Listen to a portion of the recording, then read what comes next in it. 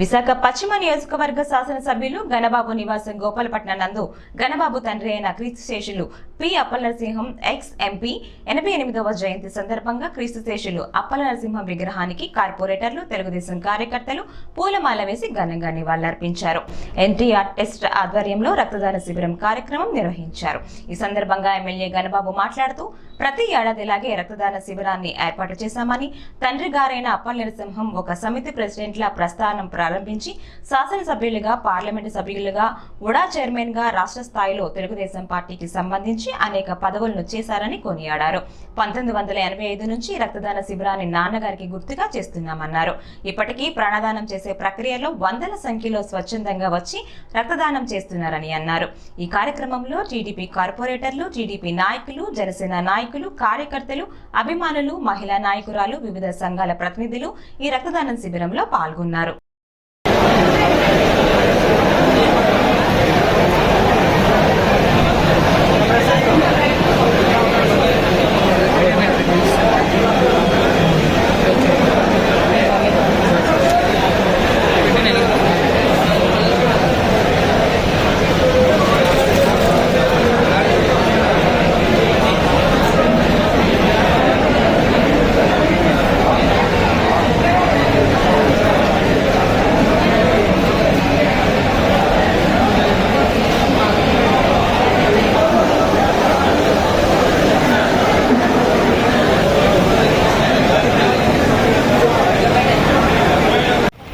అప్పలనరసింహం గారి 88వ జయంతి పురస్కరించుకొని ప్రతి ఏడాదిలాగే ఈ రక్తదాన శిబిరాన్ని గోపాలపట్నంలో ఏర్పాటు చేసుకున్నాం.